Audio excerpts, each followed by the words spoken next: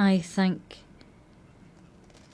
His Royal Highness Prince Mohammed bin Salman Abdulaziz Al Saud. I now invite His Excellency Mr. Antonio Guterres, Secretary General of the United Nations Organization, to issue a statement.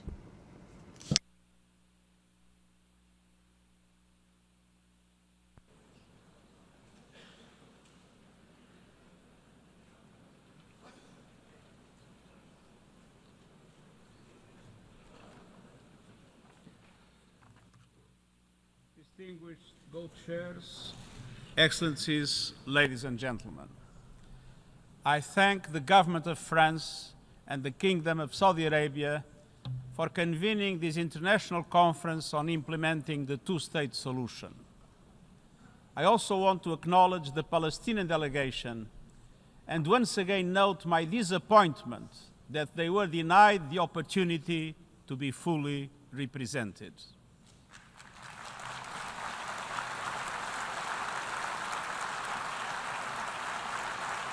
Excellencies, let's have no illusions. The Israeli-Palestinian conflict has gone unresolved for generations. Dialogue has faltered. Resolutions have been flouted. International law has been breached. Decades of diplomacy have come up short. The situation is intolerable and it is deteriorating by the hour.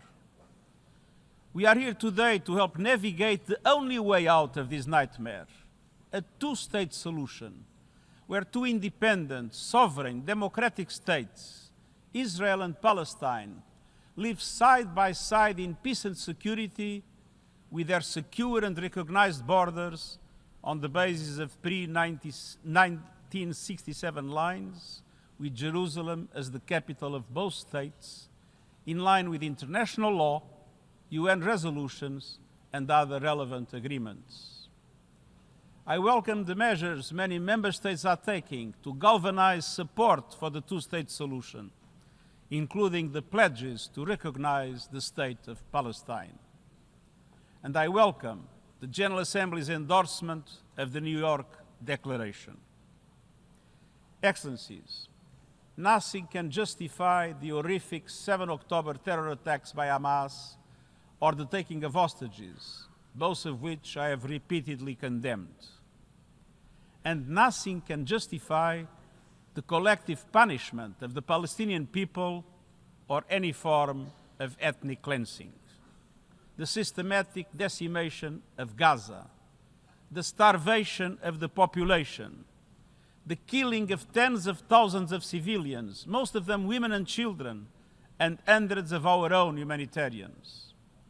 I call once again for an immediate and permanent ceasefire, the immediate and unconditional release of all hostages, and the immediate, full, safe, unconditional, and unhindered humanitarian access. Excellencies, nothing can also excuse developments in the West Bank that pose an existential threat to a two-state solution. The relentless expansion of settlements, the creeping threat of annexation, the intensification of settler violence, all of it must stop. The situation is morally, legally, and politically intolerable. We must recommit ourselves to the two-state solution before it is too late. A solution in which two independent, contiguous, democratic, viable, and sovereign states are mutually recognized and fully integrated into the international community. Excellencies, those who stand in the way are obligated to answer a fundamental question. What is the alternative? A one-state scenario where Palestinians are denied basic rights, expelled from their homes and their land, forced to live under perpetual occupation, discrimination, and subjugation? How is this possible in the 21st century? How is it acceptable? This is neither peace nor justice. It will only increase the growing isolation of Israel on the global stage, and let's be clear, Statehood for the Palestinians is a right, not a reward.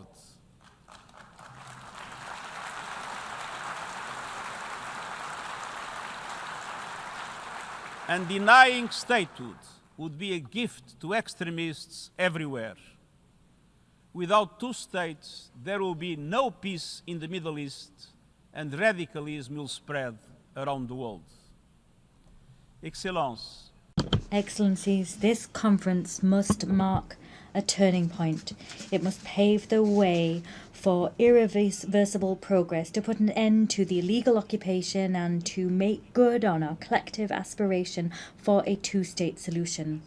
All of this is fully in line with adherence to international law. It has been approved by the General Assembly and supported by the international community. It is the only credible path towards a just and lasting peace between the Israelis and the Palestinians, and the only credible path towards peace and security throughout the Middle East as a whole. This will demand difficult decisions be taken from us all. This will demand courage and leadership based on principles from all sides. I urge you to do everything in your power to allow the two-state solution to prevail. This for the peoples of Israel, Palestine, and for humankind as a whole. I thank you.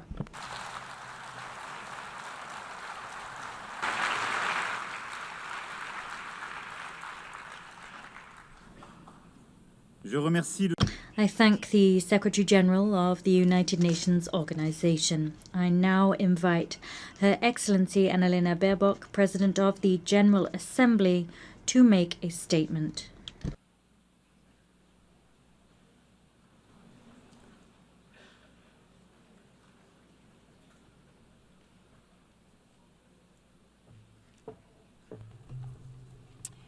Your Excellency President Emmanuel Macron, Highness Crown Prince Mohammed bin Salman, Your Highness Prince Faisal bin Farhan, Mr. Secretary General, Excellencies. Taking over the presidency of the General Assembly, I received many letters. One moved me deeply. Attached to it were drawings by 3 Palestinian children, Remas, Enas, and Tretal. The images were heartbreaking. One showed a school before and after, beneath a bright sun and a blue, clear sky. In the first, the school with open doors and happiness. In the second, their school lies in rubble. A lone boy stands on the debris of what must be once have been his safe place. Perhaps he had a favorite class, a favorite teacher, like our children, a best friend he played with there. Now, all of it is gone. All of the laughter of the children blown away. At that age, children should not be drawing pictures of war.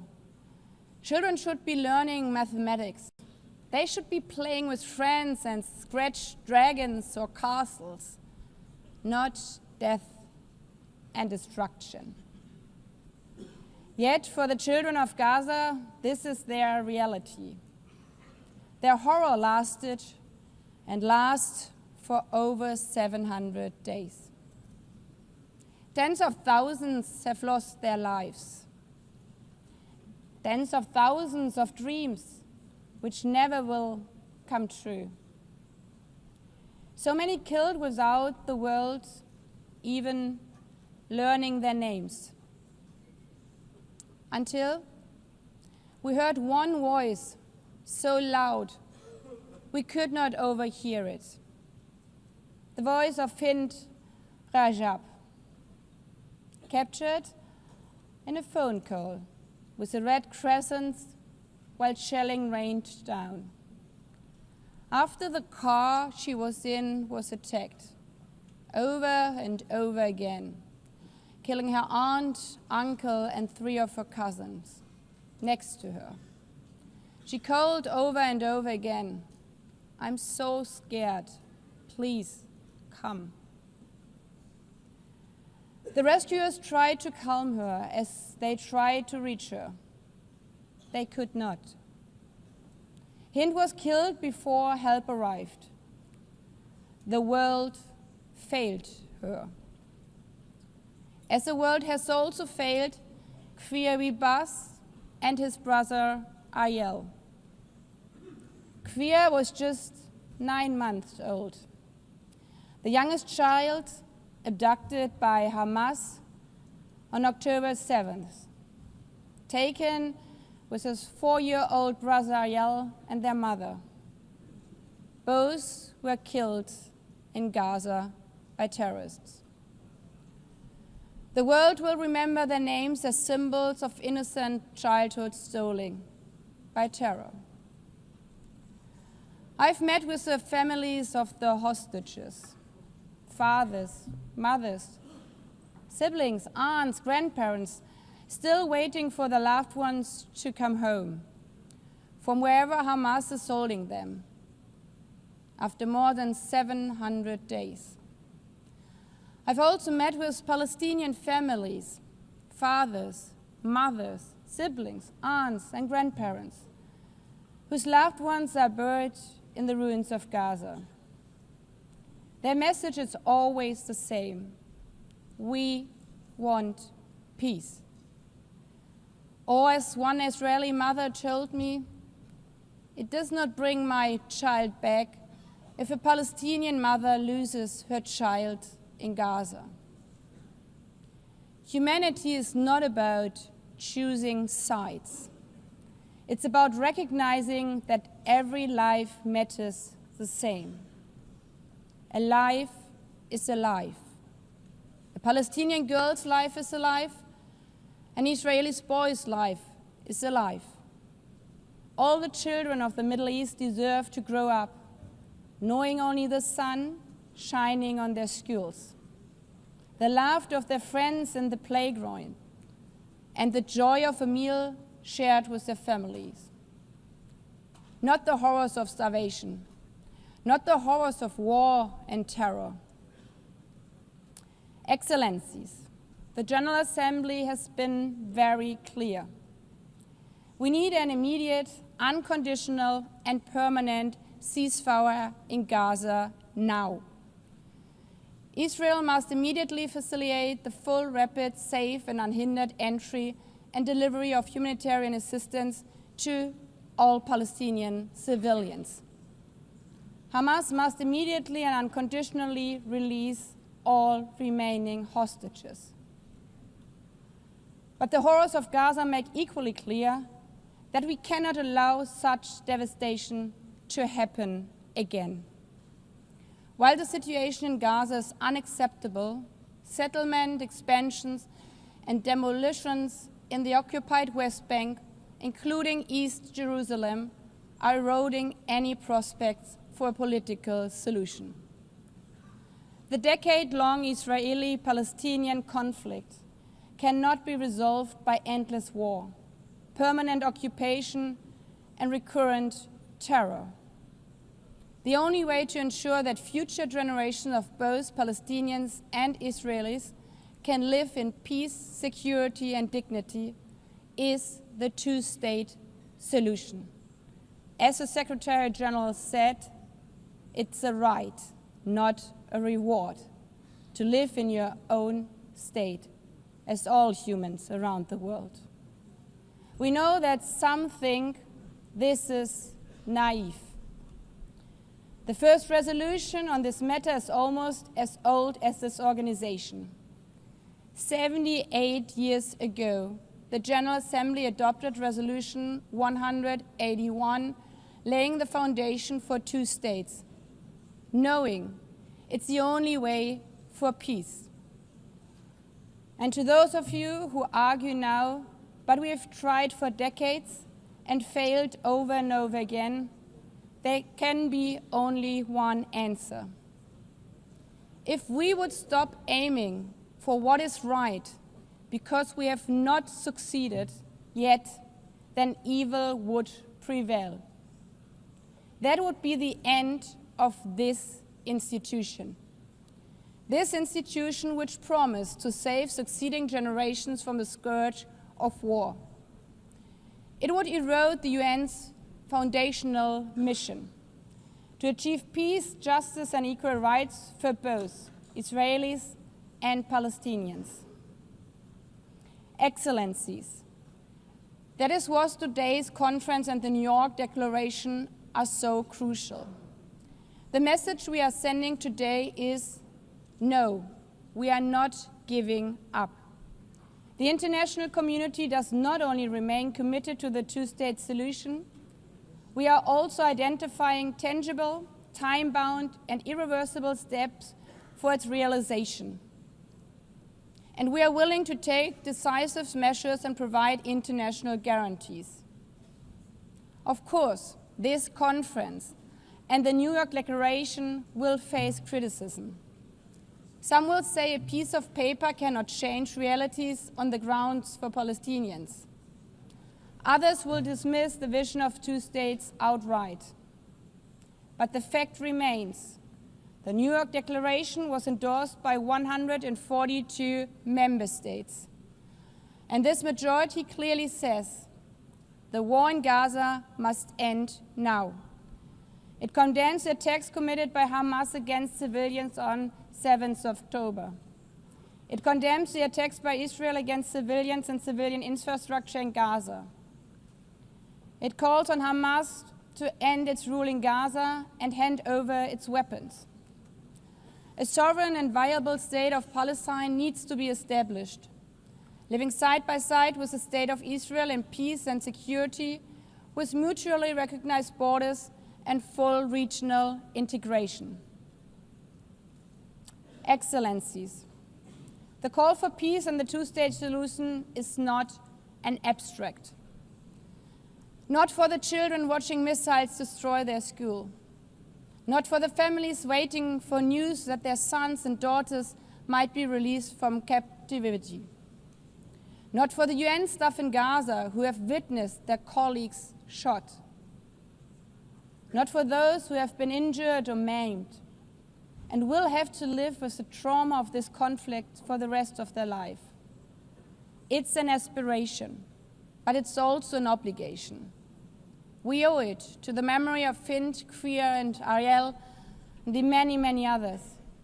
And we owe it to the children like Rimas, Enas, and Rital, and all the children of Palestine and all the children of Israel, hoping for a better tomorrow, so that they may not inherit rubble, grief, and despair, but safety, dignity, and hope, to live one day in peace, side by side.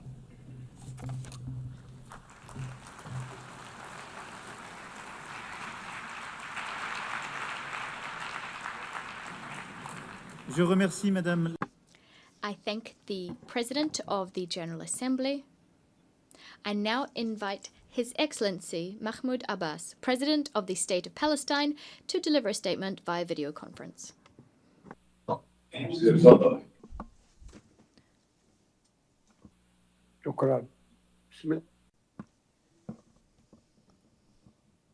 Thank you. Your Excellency, President Emmanuel Macron, Your Royal Highness, Prince Mohammed bin Salman Al Saud,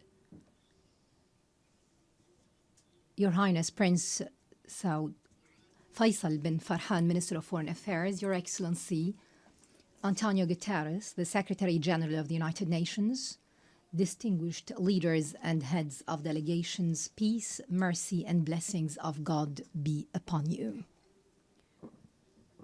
On behalf of the State of Palestine, I would like to express my deepest appreciation for the co-presidency, the United Nations, and all participating states for the historic New York Declaration that was issued during July's conference and adopted by the General Assembly by an overwhelming majority. It marked the beginning of an irreversible path towards ending the humanitarian catastrophe and ending occupation pursuant to international legitimacy and the Arab Peace Initiative. It was the embodiment of an independent state of Palestine with East Jerusalem as its capital, living side by side with Israel in peace, security, and good neighborliness. The declaration stressed that the war against our people must come to an immediate and durable end. It noted that the crimes emanating from the siege, the starvation, and destruction cannot be a means of achieving security. Therefore, we call for a permanent ceasefire.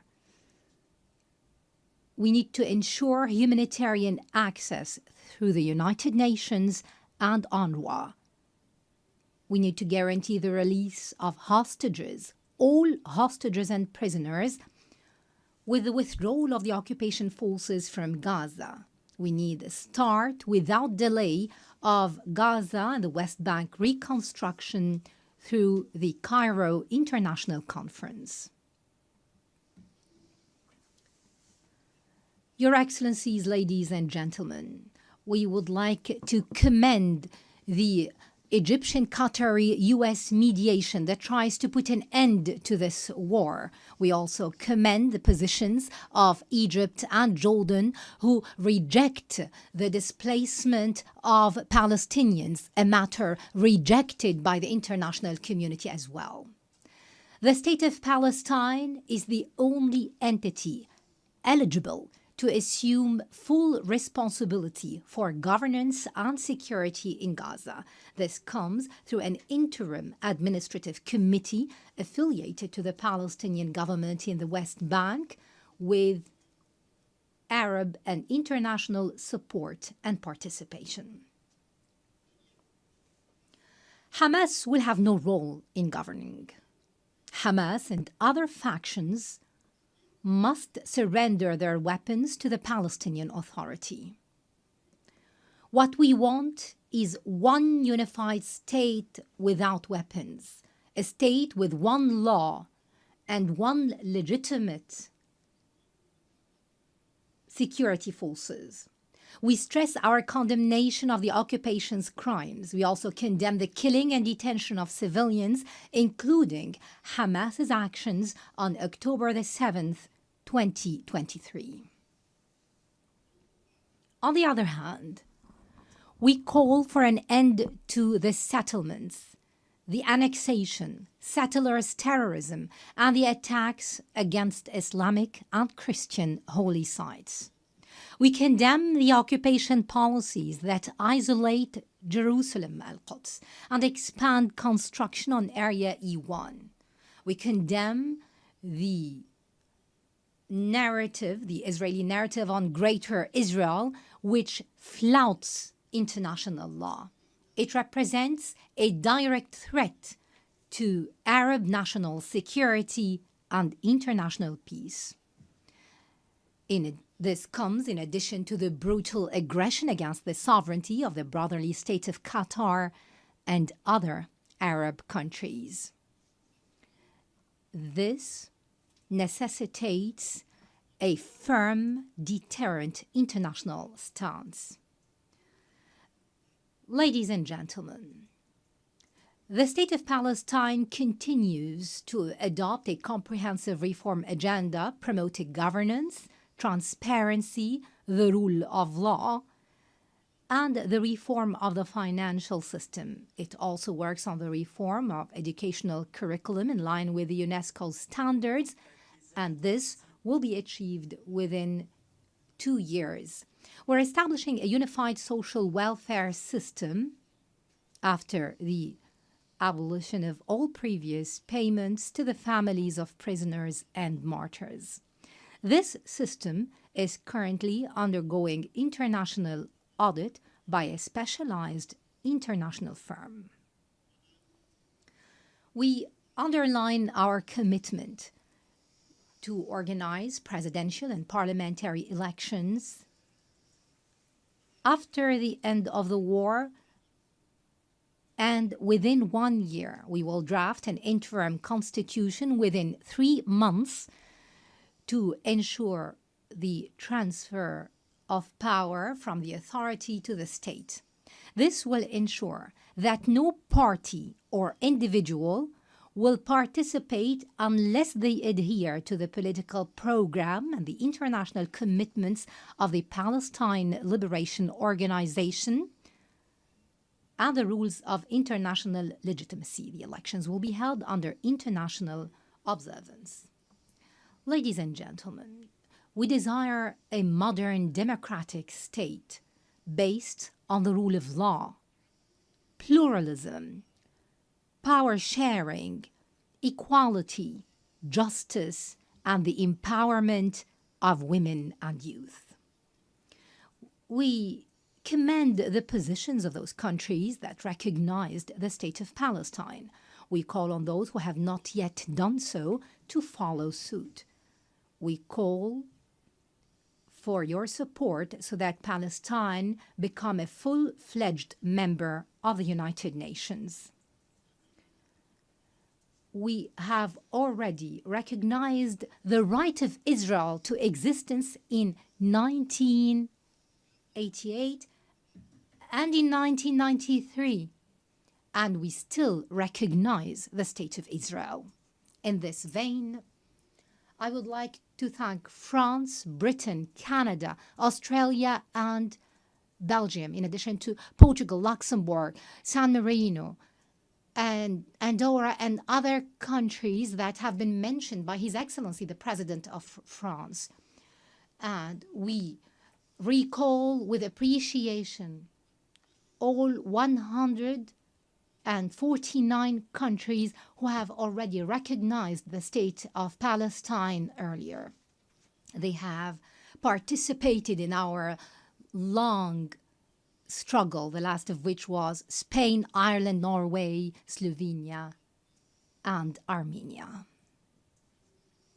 We would also like to commend the important role of the presidency of this conference, the Kingdom of Saudi Arabia and France, as well as Britain, in galvanizing more international recognition. We'd also like to thank all participating countries in this conference for their important role, issuing the New York Declaration and taking irreversible steps to bring about durable peace based on the two-state solution and based on international legitimacy. We would also like to commend the role of the brotherly and friendly countries that support our Palestinian cause in the international fora. We would like to commend, in particular, the role of Algeria, which is assuming the Arab seat in the Security Council. We commend the positions of the peoples and organizations that support the legitimate rights of the Palestinian people to freedom, independence, and statehood. We reject any confusion, I repeat, any confusion between the solidarity with the Palestinian cause and the issue of anti-Semitism. We reject the latter, proceeding from our values and principles. We would also like to express our readiness to work with the US President Donald Trump, with Saudi Arabia, France, and the United Nations and all partners to implement the peace plan adopted during this conference within a specific timetable with international guarantees and monitoring. This would open the gates towards a just peace and comprehensive regional cooperation. In this regard, I call upon Israel to immediately sit on the negotiating table, to put an end to this bloodshed and bring about just and comprehensive peace. And I address the Israeli people saying,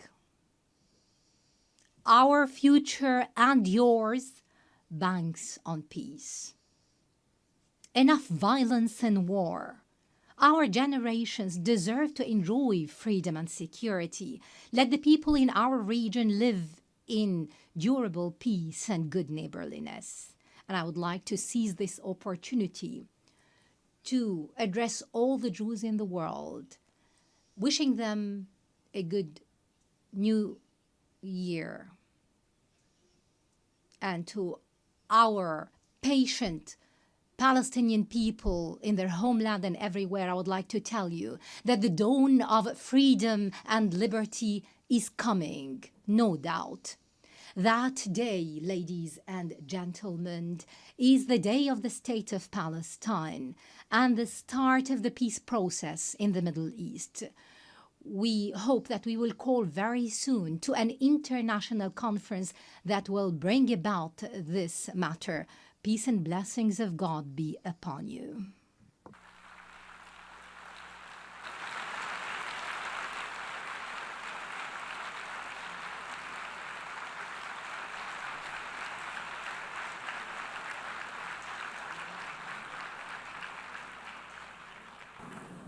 Je remercie le président. I thank the President of the State of Palestine. Excellencies, distinguished representatives, before suspending the formal proceedings of the conference, we would ask you to kindly remain seated for the next part of this afternoon's program. This meeting is suspended. Nous allons à présent We will now listen to statements made by heads of state and government, including by the co-chairs of the working groups. They will present tangible efforts made to implement the New York Declaration. I remind you that this Assembly endorsed the New York Declaration by a vast majority to the tune of 142 votes. We remind delegations that statements are limited to 5 minutes for heads of state and government, and those by ministers should be limited to 3 minutes. Microphones will be cut off automatically after these time limits have been exceeded. I now give the floor to the King of Jordan, Your Majesty.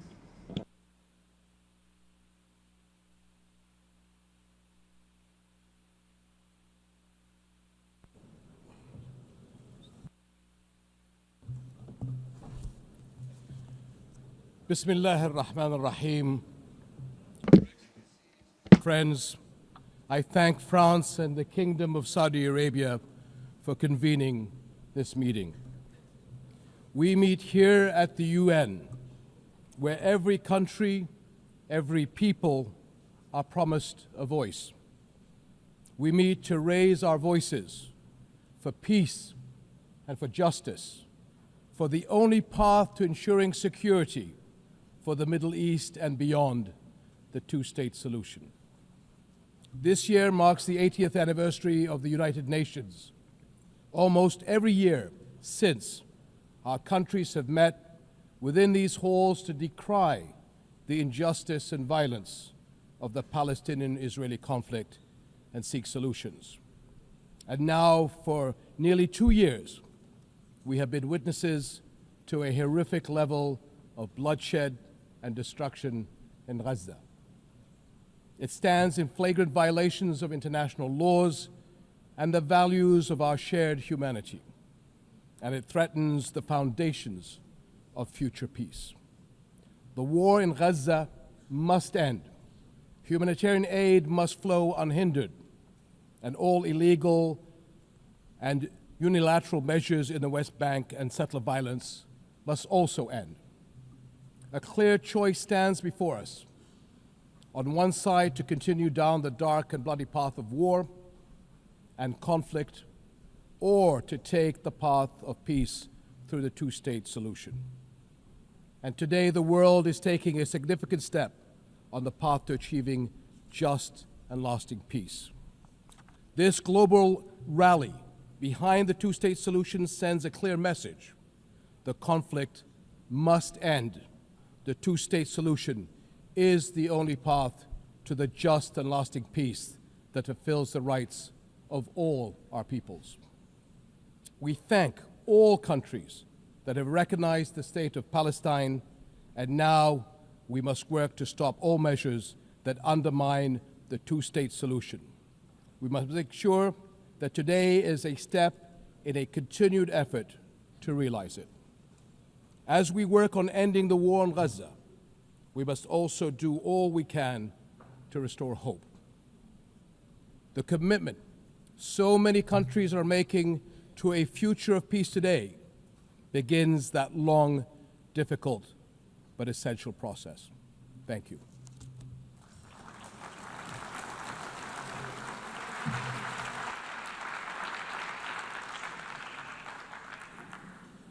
Je remercie. I thank His Majesty the King of Jordan. I now give the floor to the President of Turkey.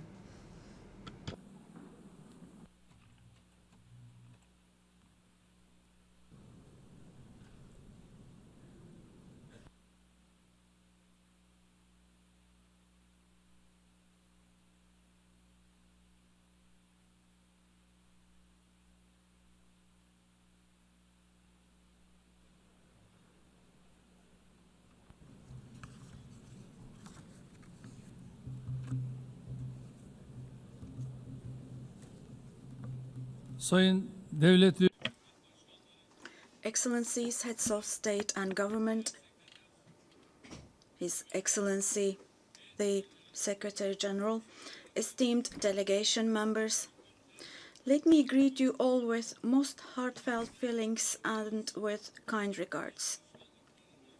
First of all, I would like to express my gratitude to France and to Saudi Arabia, who are co-chairing this conference. I congratulate all the countries that have decided to recognize the state of Palestine for honoring the voice of justice and of conscience. I hope that this step, along with the initiatives to be undertaken in the coming period, will accelerate the implementation of a two-state solution. In our region, an unprecedented catastrophe has been unfolding for nearly 2 years now under the Israeli government's heavy and inhumane attacks. The massacre and brutality in Gaza continues with all its intensity. Since it is true that anyone who has a conscience cannot possibly accept this or remain silent vis-à-vis all this, the Netanyahu government is trying to make sure the following. Their goal is to make the establishment of a Palestinian state impossible and to force the Palestinian people to emigrate as much as possible. In the midst of these negative developments of a group of countries, among them members of the UN Security Council, they have taken the decision to recognize the state of Palestine, and this is an extremely significant and historic step. Now, we wholeheartedly wish we could see Palestinian President Mr. Abbas to be able to speak in this conference here today. Nevertheless, I find it extremely valuable that all the participants speaking today are also serving as the voice of the Palestinian people. It is also a fact that today the Palestinian cause has become a global issue.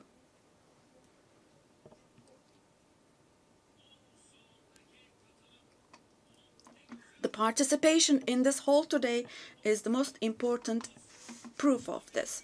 In Europe, in Asia, the Americas, and Africa, we are witnessing people chanting "Free Palestine" on the streets, on social media, or in the press more than ever before now. This contradiction should not escape anyone's attention, including my friends here. The Netanyahu government governs today a society who, in the past, was targeted for eradication with the persecutions of the Holocaust. And today, his government is committing genocide against its own neighbors with whom they have shared the same land, the same water, air, and sea for thousands of years. Standing up against this oppression is not only a legal duty of the international community, but also a moral responsibility. The international community must stop expansionism in the West Bank, also the fait accompli in East Jerusalem, and the attempts to spread instability in the region. Otherwise, we cannot possibly talk about the presence of an international order or talk about defending universal values. The goal of deepening occupation and annexation policies is clear. The goal is to kill the vision of a two-state solution, to leave no ground for the state of Palestine to survive, to exile the Palestinian people, and to implement their expansionist ambitions by fueling instability in the region. Now, this cannot be allowed. At this conference today, I hope that the countries that have shown the courage to recognize the state of Palestine will follow through on this historic stance with determined, concrete, and deterrent steps. It is now necessary to declare a ceasefire, ensure unhindered access to humanitarian aid to Gaza, and for Israel to withdraw its forces from Gaza.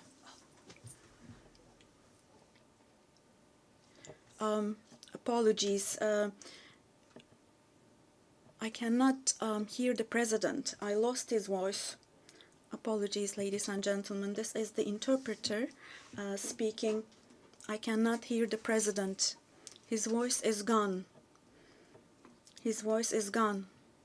We cannot hear him. Me and my colleague, we cannot hear the president. Apologies for this, but we're having a technical glitch here. We cannot hear the president. We stopped being able to hear him. His voice is gone completely.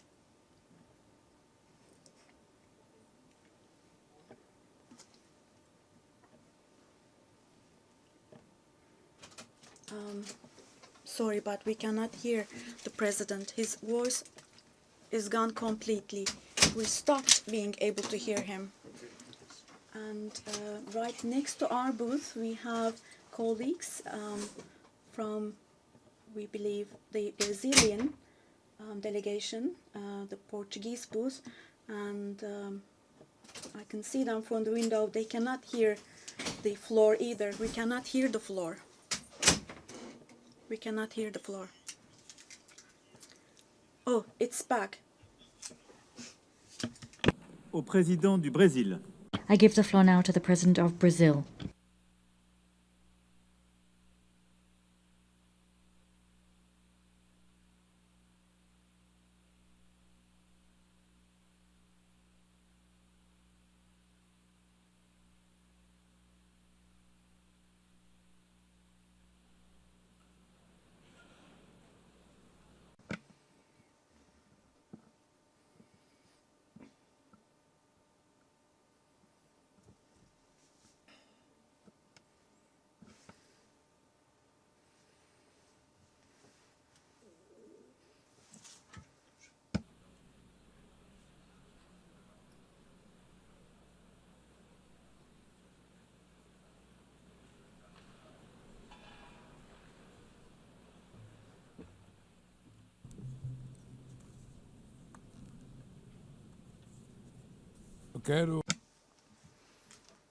I would like to commend President Emmanuel Macron and Prime Minister Mohammed bin Salman for leading this important process and event.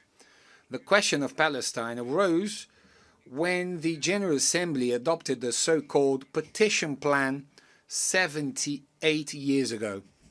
The session in which it was approved was chaired by Brazilian Osvaldo Aranha. On that occasion, the two-state perspective was born, but only one materialized. The conflict between Israel and Palestine is the paramount symbol of the obstacles faced by multilateralism. It shows how the tyranny of the veto sabotages the very reason for the UN's existence, of avoiding atrocities like the ones that motivated its founding from happening again. It also goes against its universal vocation, blocking the admission as a full member of a state whose creation derives from the authority of the General Assembly itself. A state is based on three pillars: territory, population, and government. All have been systematically undermined in the Palestinian case. How can we talk about territory in the face of an illegal occupation that grows with each new settlement? How do you keep a population in the face of the ethnic cleansing we are witnessing in real time? And how do you build a government without empowering the Palestinian Authority?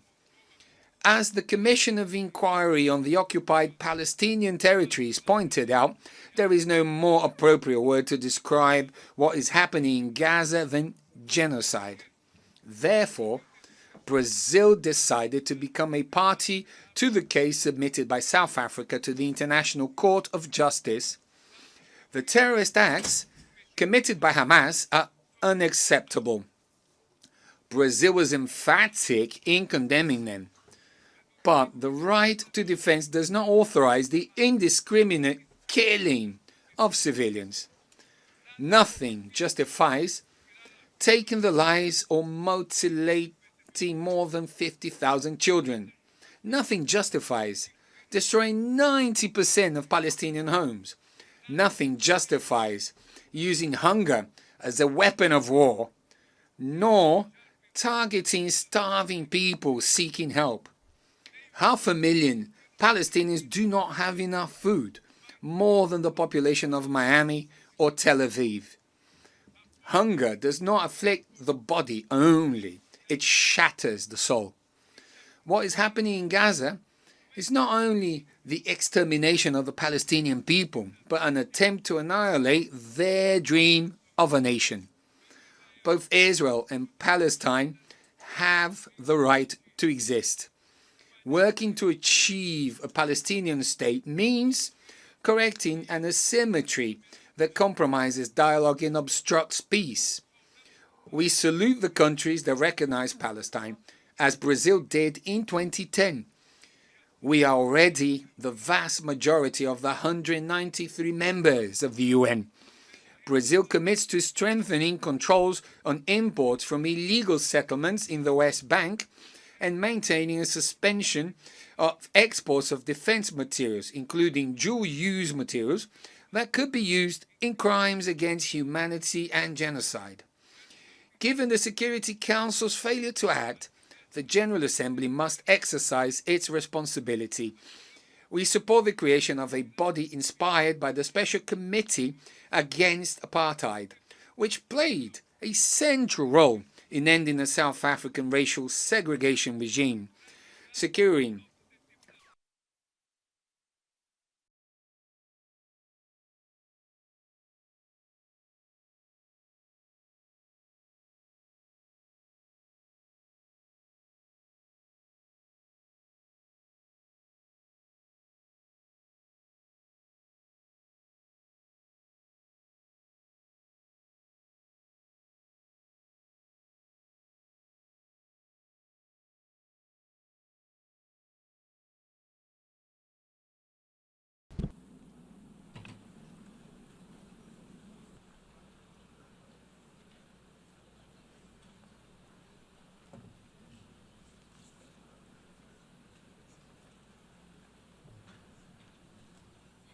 Madam President of the General Assembly, Mr. Secretary General, Monsieur le Président de la République Française, President of the French Republic, the Minister for Foreign Affairs of the Kingdom of Saudi Arabia, Mr. President of the Palestinian State, Excellencies, ladies and gentlemen, Portugal formally recognized the state of Palestine as a sovereign state with full rights.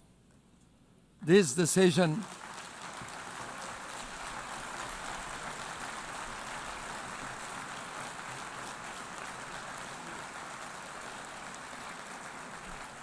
This decision reflects our conviction that the two-state solution is the only viable path for a just and lasting peace in the Middle East. By reaffirming it here, Portugal seeks to contribute to a broader international effort towards peace, justice, and stability. If we do not act, the crisis will leave scars for generations, fueling extremism and further instability. So, humanitarian access must be ensured without delay. All hostages must be released. Terrorism like October the 7th can never be justified. And civilians, regardless of nationality, religion, or ethnicity, must be protected at all times. And therefore, a ceasefire must be attained immediately. Portugal's commitment to peace in the Middle East has been constant and clear. We have always defended the two-state solution in line with the United Nations resolutions and the 67 borders. We supported Palestine's observer status in 2012, voted to enlarge its rights in the Assembly in 24, and endorsed the New York Declaration earlier this year. We welcome the unprecedented commitments made by the Palestinian Authority in the context of the New York Declaration. We recognize that both countries continue to face security threats, which must be addressed through dialogue, cooperation, and the pursuit of a just and lasting peace. Portugal's recognition of the State of Palestine is not an isolated gesture, but a continuation of a long-standing policy and a decisive contribution to the safeguarding of the two-state solution. Excellencies, Portugal stands ready to work actively towards this collective endeavor. Our message is clear. Recognition of the State of Palestine is recognition of peace itself. Now, today, tomorrow would have been too late. Thank you.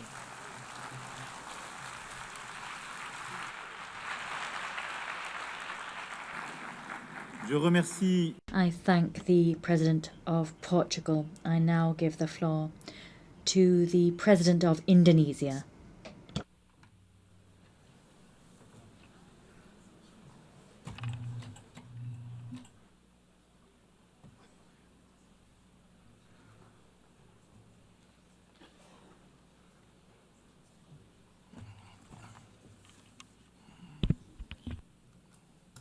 His Excellency President Emmanuel Macron, President of the French Republic, His Highness Prince Faisal bin Farhan Al Saud, Foreign Minister of the Kingdom of Saudi Arabia, as the co-chairs of this distinguished meeting. Co-chairs, Excellencies, distinguished representatives of the United Nations, I wish to extend our deepest appreciation and highest regards to the governments of France and the Kingdom of Saudi Arabia for their leadership in convening this important deliberation.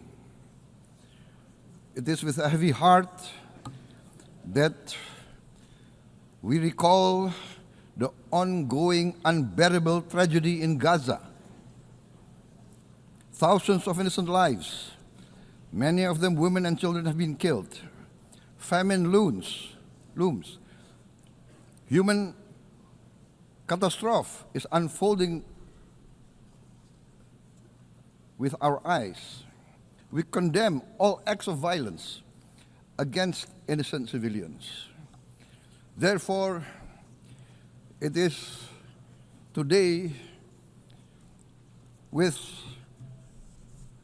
dignity that we gather to take our historical responsibility. This responsibility speaks not only to the fate of Palestine, but also to the future of Israel, and also the very credibility of the United Nations. We condemn all violence against innocent civilians. Therefore, Indonesia once again reiterates its commitment to the two-state solution in the Palestine problem. Only this two-state solution will lead to peace. We must guarantee statehood for Palestine, but Indonesia also declares that once Israel recognizes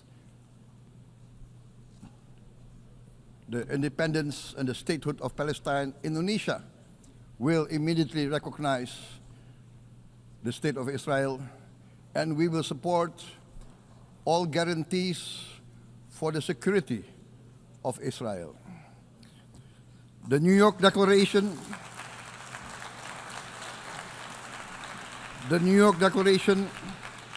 has provided a peaceful and just pathway towards peace. Statehood must mean peace. Recognition must mean a real chance towards lasting peace. It must be a real peace for all sides, for all parties. Distinguished Excellencies, we commend the leading states of the world that have taken this principled step. France, Canada, Australia, the United Kingdom, Portugal, and many other leading countries of the world have taken a step on the right side of history. The recognition of the state of Palestine is the right step on the right side of history. To those who have yet to act, we say, history does not stand still. We must recognize Palestine now. We must stop the humanitarian catastrophe in Gaza. Ending the war must be our utmost priority. We must overcome hatred, fear. We must overcome suspicion. We must achieve the peace that is necessary for the human family. We are ready to take our part in this journey towards peace. We are willing to provide peacekeeping forces.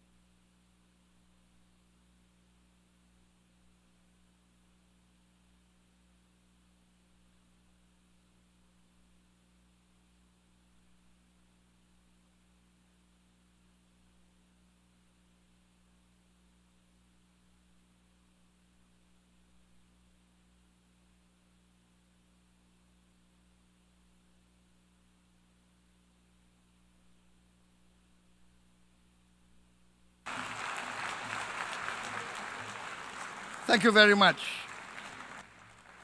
Peace. Peace now. Peace immediately. We need peace. Thank you very much.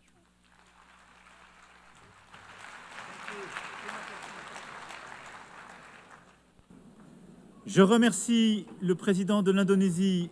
I thank the President of Indonesia. I now give the floor to the President of Senegal.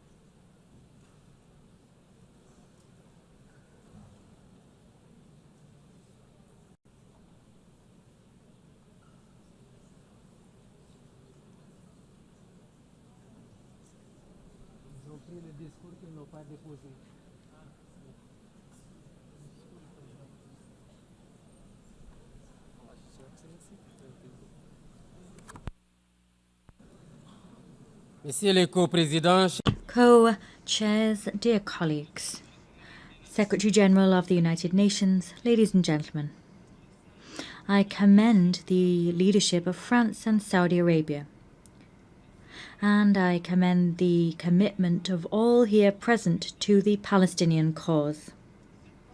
This conference is being held at a time when the world's conscience has been shaken to its very core by the indefensible situation in Gaza. That situation has gone beyond all limits. We are witnessing an indescribable tragedy bearing all the hallmarks of ethnic cleansing. In the face of such inhumanity on such scale, to say nothing, to do nothing is not an option. That choice would even be passive complicity. We are here to recall the very meaning of the founding principles of the United Nations: the sovereignty of peoples, equality of rights, peace through justice, the respect of international law, and the protection of civilians, even in times of war. These are all values that have today been annihilated and which now lie under Gaza's rubble.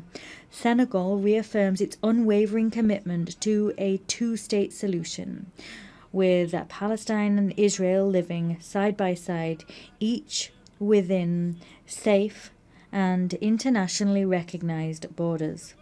That was the goal of the partition plan for Palestine decided upon by the United Nations. This is also a demand for peace and security for the peoples of the two countries. This is a call for justice and humankind. It is for this reason that Senegal supports the outcome document of our meeting prepared by the ministerial conference held last July.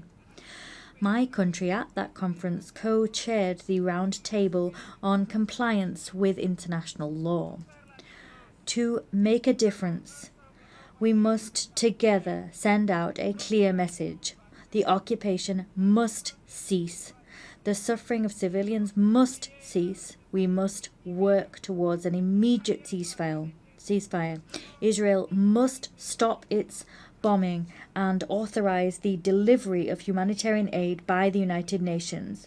The United Nations must consider deploying a stabilization and observation mission to guarantee that Israel's illegal actions stop. In brief, the promise of two states must finally be fulfilled.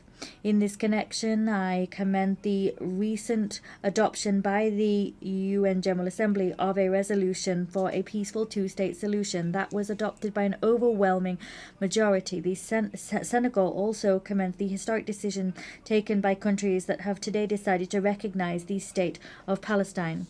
As chair of the Committee on the Exercise of the Inalienable Rights of the Palestinian People, Senegal will continue to get on board with any initiative aimed at fostering the return of a lasting peace to Palestinian lands.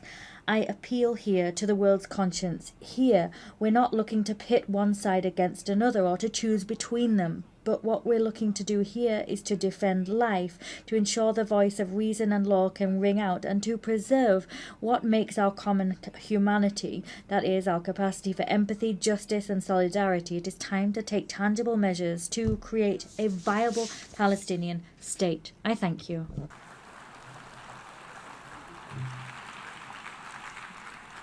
Je remercie le président. I thank the President of Senegal. I now give the floor to the Sovereign Prince of Monaco.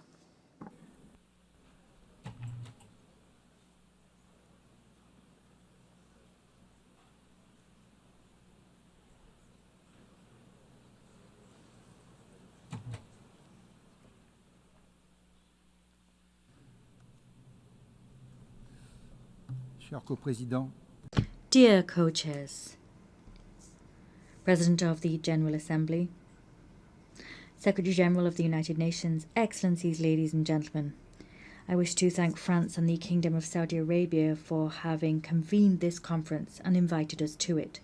Since the very beginning, we have spoken out as the Principality of Monaco loud and clear to defend indissociable rights, that of Israel to live within safe and recognized borders and to enjoy security therein, and the right of the Palestinian people to have a sovereign, viable and democratic state. Today we wish to reaffirm our unwavering support to Israel's existence, and we also wish to recognize Palestine as a state under international law.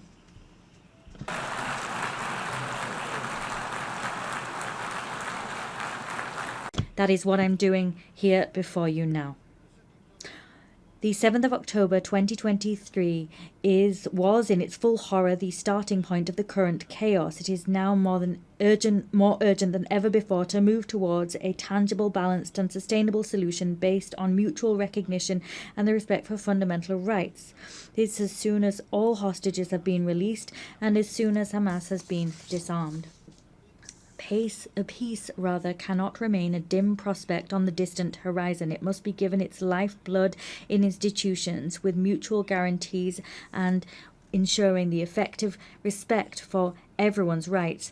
The Principality of Monaco is aware of its place in the House of Nations. We continue to affirm that only a solution based on the existence of two national entities living side by side in dignity and mutual respect will pave the way towards lasting stability. Peace cannot be issued by decree. It is built through common will. Thank you.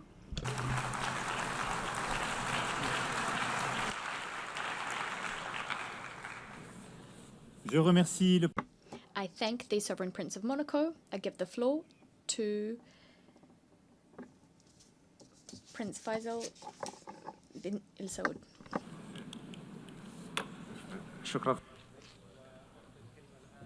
Thank you. I give the floor to His Excellency, the President of South Africa.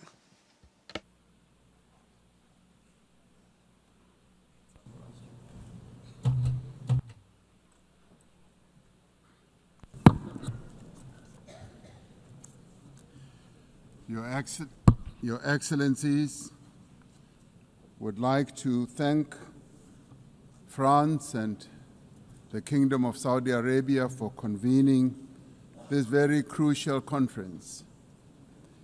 This is a moment of great significance, not only for the people of Palestine, not only for the people of Israel, but for all people who cherish the ideals of freedom and self-determination.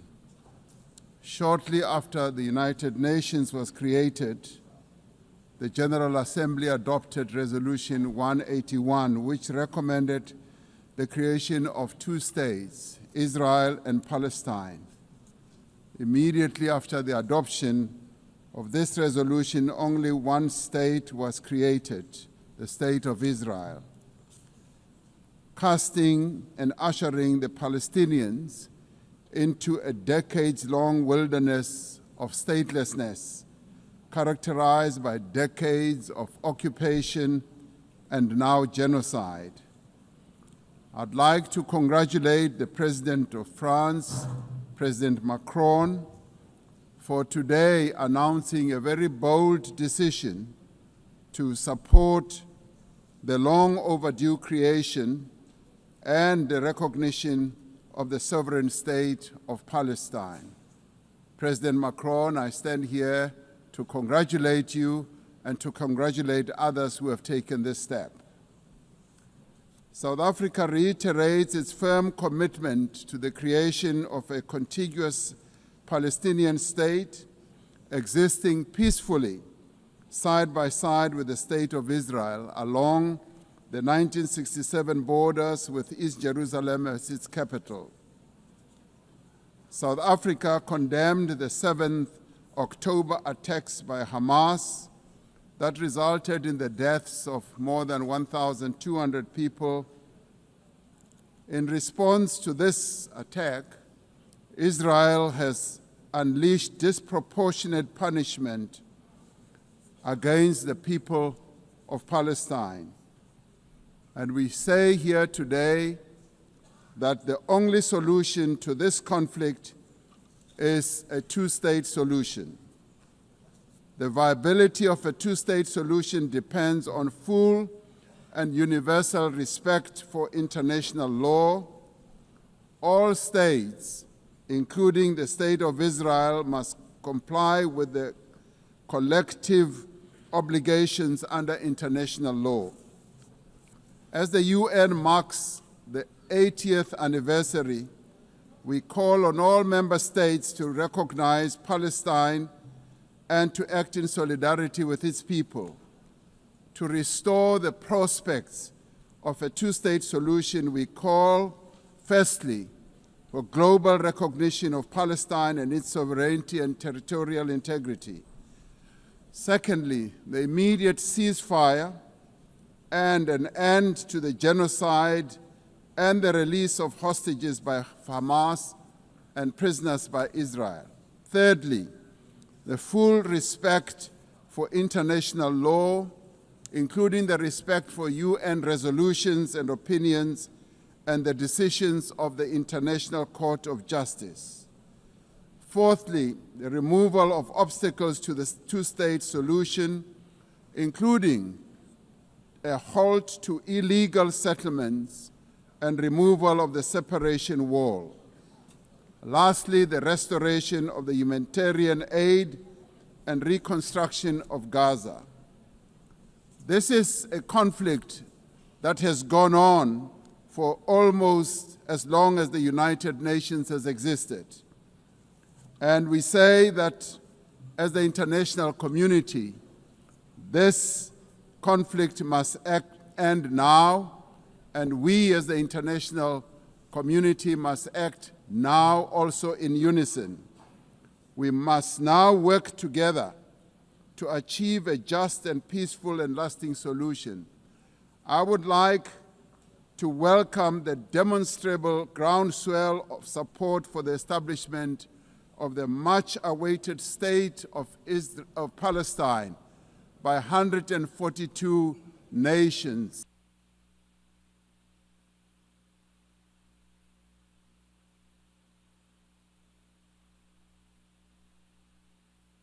The speaker's microphone has been cut off.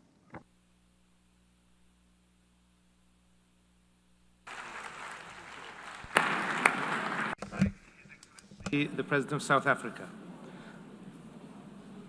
والآن أعطي الكلمة. I now give the floor to His Excellency President of Angola.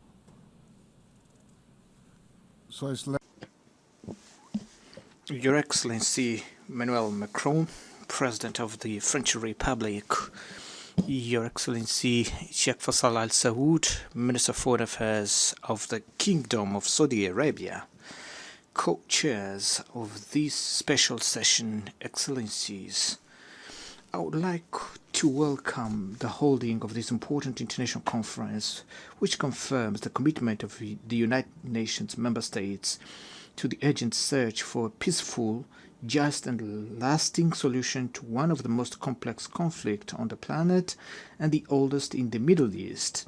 A special mention should be made to the French Republic and the Kingdom of Saudi Arabia, which have committed themselves very firmly and tirelessly in conducting this initiative. His Excellencies, in the context of this meeting, the New York Political Declaration on Peaceful Resolution of the Issue of Palestine and the implementation of the two-state solution, adopted on September 12 this year by the United Nations General Assembly, assumes unquestionable relevance as it demonstrated that there is an increasingly growing international consensus on the need to end the war in Gaza based on the effective implementation of the two-state solution.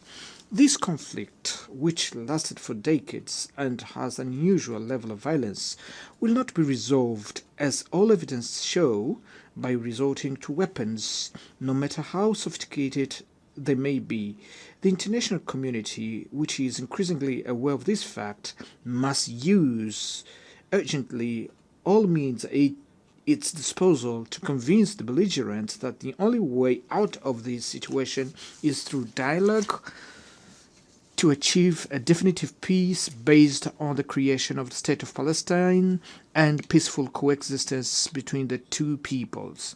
This is the position of the African Union, which also includes the principle that the East Jerusalem should be the capital of the independent and sovereign state of Palestine, and that the Republic of Angola is unconditionally aligned with the African Continental Organization in this effort, in which we all are committed to the definitive resolution of this conflict. Excellencies, we are following with deep concern the alarming reports about the catastrophic humanitarian situation in the Gaza Strip, where entire communities, including many children, succumb daily to hunger and survive in subhuman conditions.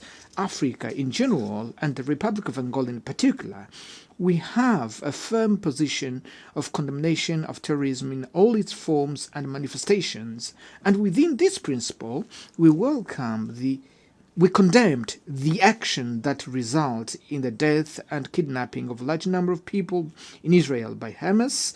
Therefore, we demand their urgent and unconditional release as a step towards creating the necessary condition for dialogue.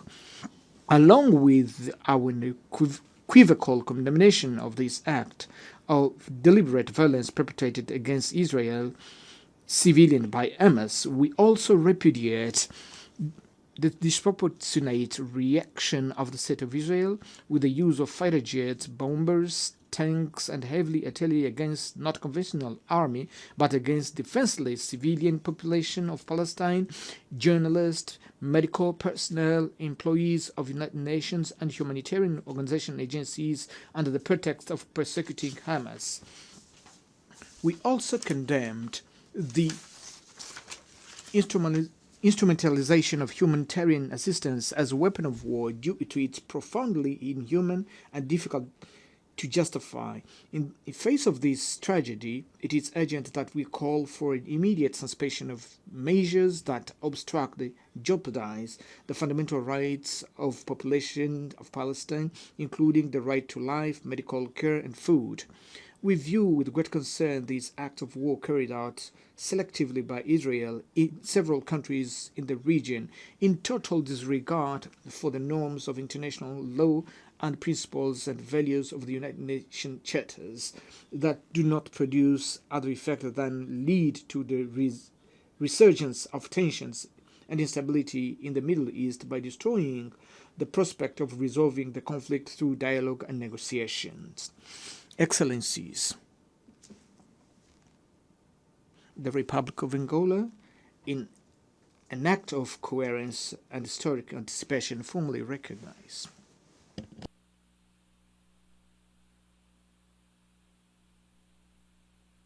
The speaker's microphone has been cut off.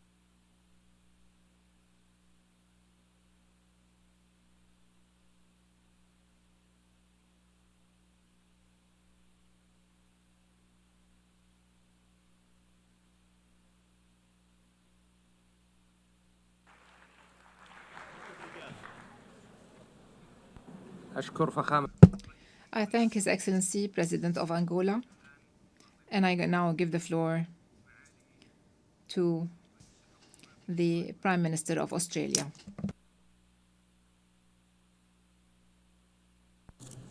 President Macron, Your Royal Highness, Secretary-General, colleagues.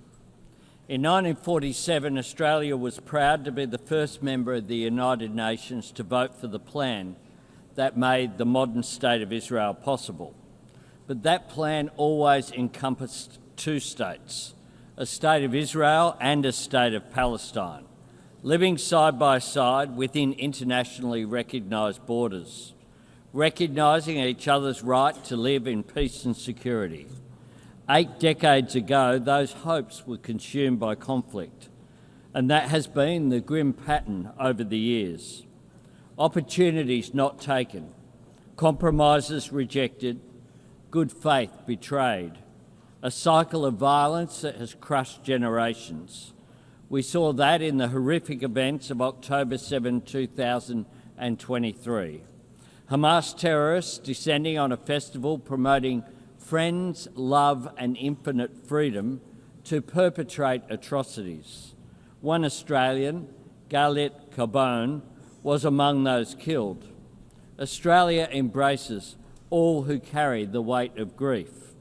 We repeat our call for the hostages to be returned immediately and with dignity. And we stand with Jewish people everywhere who feel the cold shadow of history's darkest chapter in any act of anti-Semitism. Throughout this conflict, Australia has supported calls for a ceasefire because every innocent life matters. Every Israeli life, every Palestinian life. Right now, Gaza is in the grip of a humanitarian catastrophe, and the Israeli government must accept its share of responsibility. Tens of thousands of civilians have been killed. Desperate people, including children, denied vital aid. Aid workers killed, including Australian Zomi Frankham. Journalists killed trying to bring the truth to light. This comes alongside the continued illegal expansion of settlements on the West Bank and an increase in settler violence. Threats to annex parts of Palestine and permanently displace the Palestinian people. Such conduct risks putting a two-state solution beyond reach. That is where the current road leads. We must choose a different path. We must break this cycle of violence and build something better. Yesterday, Australia recognised the state of Palestine.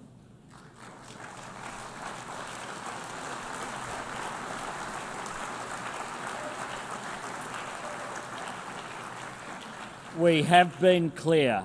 The terrorist organisation Hamas can have no role in Palestine's future. Our recognition was predicated on commitments from the Palestinian Authority, reaffirming Israel's right to exist in peace and security, that Hamas turn over its weapons to Palestinian security forces and never controls Gaza again, and the PA must demilitarise, hold democratic elections and undertake wholesale reform to governance, finance and education. The leadership of the Arab League has added strength to these commitments. Their demand for Hamas to surrender its weapons and end its rule in Gaza has helped create this historic opportunity, a chance to deliver self-determination for Palestine in a way that permanently disarms Hamas and drives them from the region once and for all.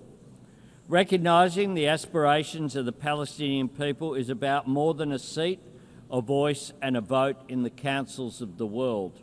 It is about real hope for a place to call home. This is the same hope that sustained generations of Jewish people, the same hope that binds us all to our countries and cultures and drives us to want a better life for our children.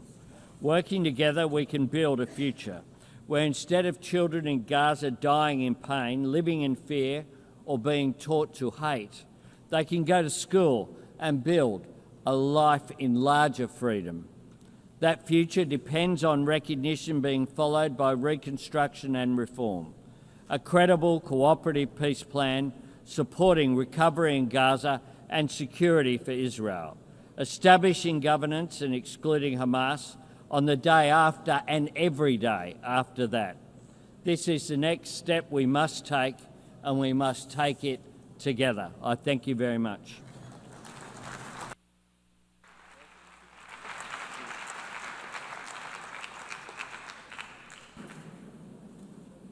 أشكر دولته على مداخلته. I would like to thank His Excellency and give the floor to His Excellency, the Prime Minister of Egypt.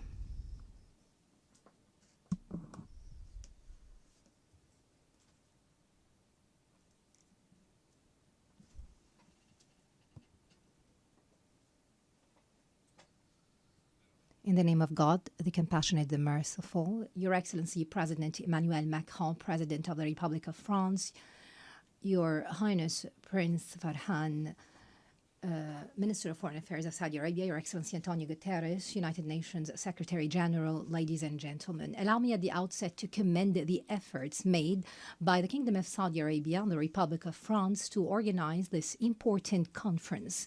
This conference embodies our collective commitment to the two-state solution as the only way to achieve a just and comprehensive peace in the Middle East. On behalf of Egypt, which for more than 40 years has led efforts to establish a just peace and stability in the Middle East, I address you today. Today more than ever, we need to emphasize that there will be no stability in the Middle East without a just and comprehensive solution that meets the legitimate aspirations of the Palestinian people to establish their independent state on the lines of the 4th of June 1967 with East Jerusalem as its capital. To put it bluntly, the two-state solution is not just a political choice or a moral obligation. Instead, it's a security imperative. The only path to a secure, stable, and prosperous Middle East is to guarantee the Palestinian people's right to freedom, dignity, and independence. Security will not be achieved in Israel through military force or attempts to impose a fait accompli. Ignoring Palestinian rights will only bring about more escalation and instability. The lack of a political horizon will open the door to more violence and radicalism. This has been proven by the successive developments in our region, especially over the past 2 years. In this vein, I would like to stress Egypt's full condemnation of the ongoing Israeli aggression against the Palestinian territories and throughout the region. This includes the dangerous precedent of bombing the brotherly state of Qatar, which joins Egypt in the mediation effort to end the aggression on the Gaza Strip and restore stability. Ladies and gentlemen, the adoption of the New York Declaration by the General Assembly is a historic moment to renew the international community's commitment to fulfill the right of the Palestinian people to an independent state. Egypt hopes that this conference will see immediate, broad, and unconditional recognition of the State of Palestine by the states that have not yet taken such a step. However, what is required of us today is to build on these developments. We need to take practical steps to relaunch a genuine peace process with a specific time frame. This will bring about a just and sustainable solution based on the recognized resolutions of international legitimacy. Egypt continues to make all effort to reach a ceasefire in the Gaza Strip. We clearly believe that reaching a ceasefire and ending the bloodbath in Gaza is possible, as it is obligatory and necessary. The report of the United Nations Independent International Commission of Inquiry raises the alarm bell. It awakens every human conscience. Its findings were clear in confirming that Israel committed the crime of genocide with its material and moral elements against Palestinian civilians in the Gaza Strip. Ladies and gentlemen, I would like to stress that Egypt rejects any attempt at trying to displace the Palestinians or liquidating their cause. This amounts to the crime of ethnic cleansing. Thus, Egypt will, as soon as we reach a ceasefire, will host an international reconstruction conference in the Gaza Strip to mobilize the necessary funding for the Arab Islamic Reconstruction Plan in coordination with the government of Palestine. This will ensure that the Palestinian people will remain on their land and it will help them overcome the huge losses caused by the aggression. I call upon all our partners in the international community to contribute to this reconstruction effort and early recovery as part and parcel of any serious move to make the two-state solution a reality. Ladies and gentlemen, we stand today in a pivotal moment. Either we establish a just and lasting peace that opens doors of hope for our peoples, or we leave the region hostage. The sound was cut off.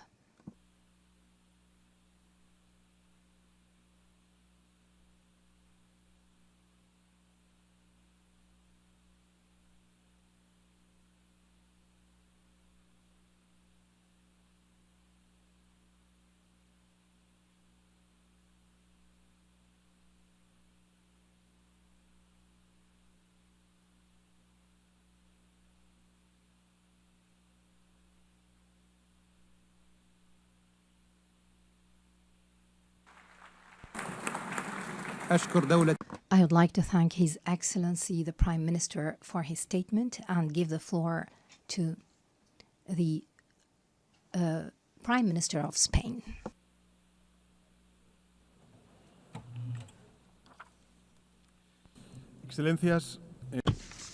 Excellencies, whilst the recognition of a Palestinian state is urgent, it is all the more urgent that there exist a Palestinian people in the state that we're claiming to recognize, and regrettably the Palestinian people are being annihilated. For this reason, in the name of reason, in the name of international law, and in the name of human dignity, we have to stop this slaughter now. At this precise moment, bombs continue to fall indiscriminately on the civilian population in Gaza. Hunger is killing women, older persons, and children. Today, we take a crucial step forward in calling for a two-state solution at this conference. But let us be lucidly clear, there is no solution possible when the population of one of those two states is the victim of a genocide.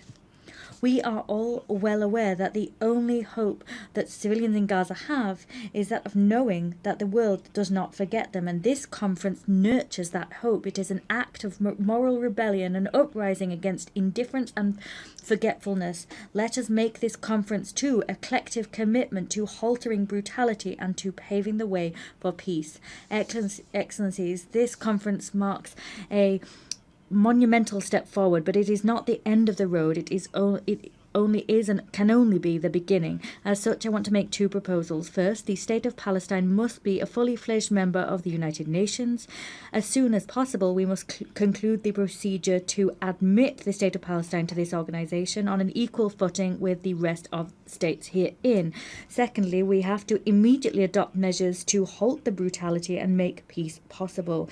Spain, of course, will adopt a plan with measures to halt the genocide in Gaza. We will continue to take brave measures shoulder to shoulder with anyone who wishes to join us, because Gaza needs it. Excellencies, history will judge us, and its verdict will be brutal with those that perpetrated this slaughter and with those who remain silent or turned a blind eye. We need to take a step forward so that reason can prevail, for diplomacy, for the respect for international law, for IHL, for common sense, and the most basic values that we hold as humankind. Let us make the 22nd of September the day that we remember as the first major step forward. Today, more than ever before, we cannot be indifferent to injustice. Thank you. أشكر دولته على مداخلته والآن أعطي الكلمة. I thank the President of the Government of Spain for his statement, and I give the floor to the Prime Minister of Canada.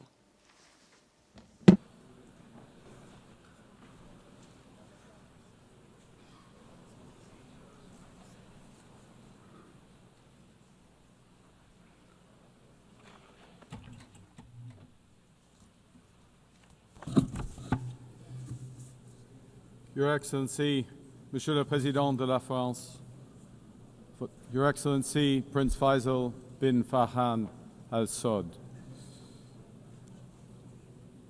Since 1947, it has been the policy of every Canadian government to support a two-state solution for lasting peace in the Middle East. This position envisioned the creation of a sovereign, democratic, and viable state of Palestine, building its future in peace and security alongside the State of Israel.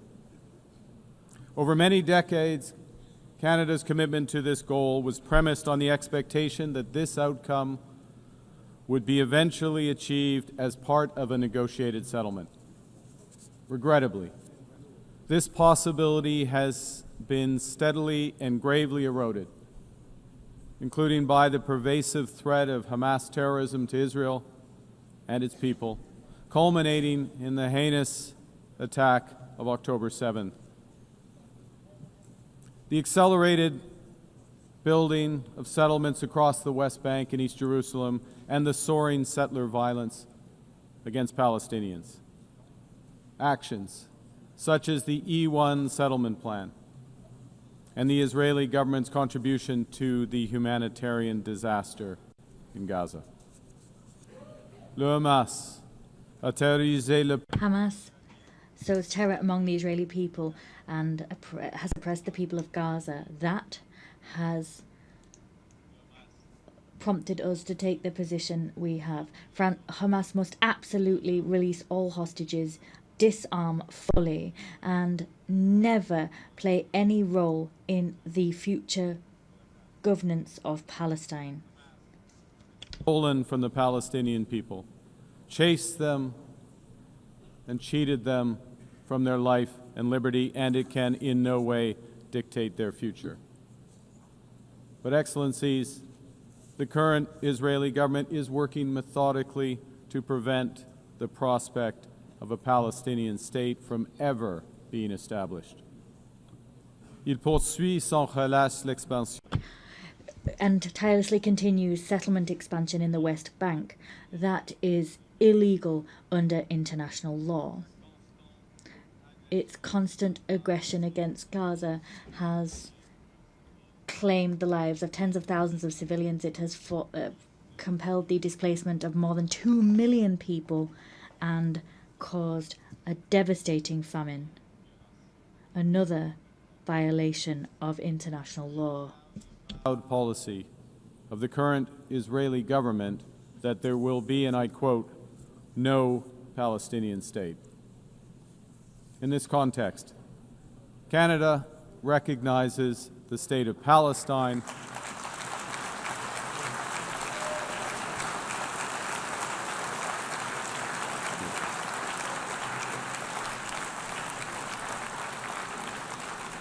and we offer our full partnership in building the promise of a peaceful future for both the state of Palestine and the state of Israel. Excellencies, Canada is under no illusions that this recognition is a panacea. This recognition is, however, firmly aligned with the principles of self-determination and fundamental human rights in the UN Charter, and it is fundamentally consistent with the policy of the Canadian government for generations. We take this action as part of a coordinated effort led by France and Saudi Arabia, a coordinated effort to provide the possibility of peace and a two-state solution.